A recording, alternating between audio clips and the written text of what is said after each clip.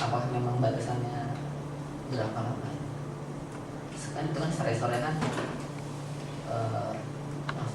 tidak terlalu lama.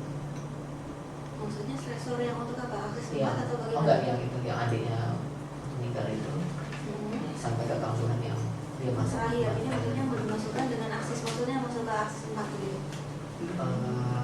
Apa dari segi waktunya mungkin batasannya mungkin seberapa ya kalau bisa dipertimbangkan? Akses 4 itu 1 tahun terakhir. 1 tahun terakhir. Tapi harus diingat bahwa apakah pernah gangguan ini betul-betul bisa teratasi sama sekali. Kalau tidak berarti memang tidak ditemukan akses 4 atau memang tidak ada akses 4 gitu.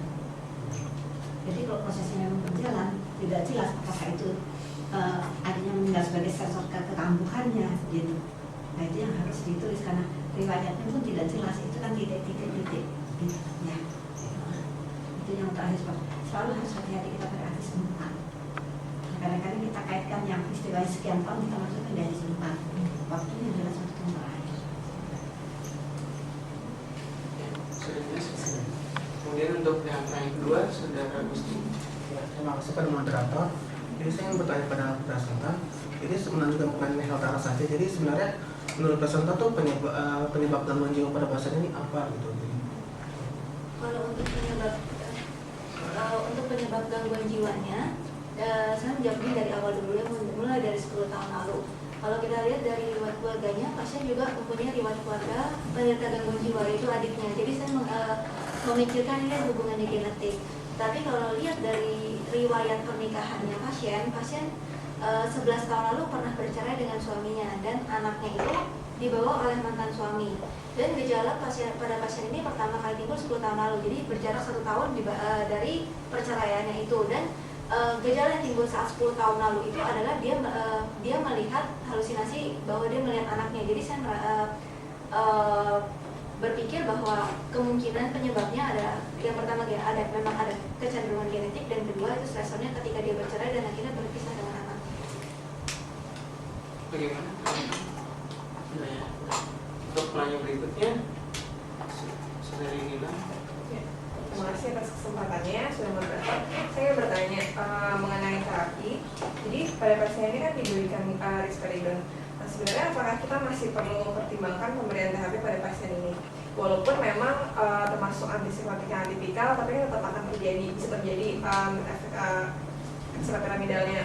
Dan ditambah lagi dengan riwayat sebelumnya pada 10 tahun sebelum masuk rumah sakit, pasien juga pernah diberikan risperidon dan juga diberikan THP bersama.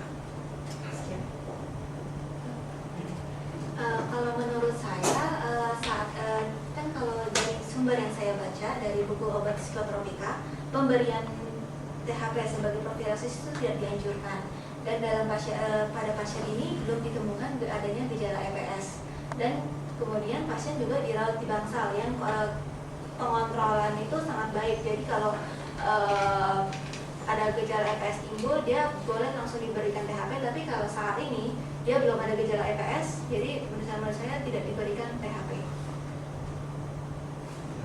Tidak dianjurkan. Tidak dianjurkan, kecuali kalau memang gejala EPS-nya sudah mulai timbul. Karena kan kalau kita tahu THP itu mempunyai efek samping yaitu menurunkan kemampuan kognitif. Seperti itu. Mungkin ada pertanyaan berikutnya. Ya. Sudah selesai prosesnya. Oke, ditutup aja untuk sesi diskusi ini.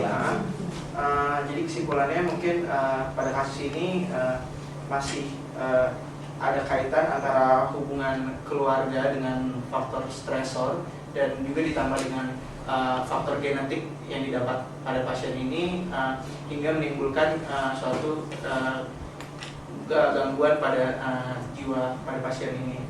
Kemudian yang perlu diingat juga untuk penegasan untuk akses 4 harus berjarak dalam waktu 1 tahun terakhir, dan hubungannya harus benar-benar bisa dilihat dengan jelas dengan manifestasi gejala yang dialami pasien.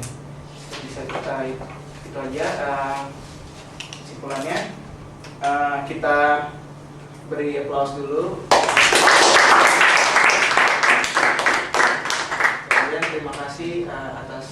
kehadirannya, untuk Dr. Ira atas bimbingan dan sebagai narasumber, dan juga teman-teman sekalian. Kita tutup saja.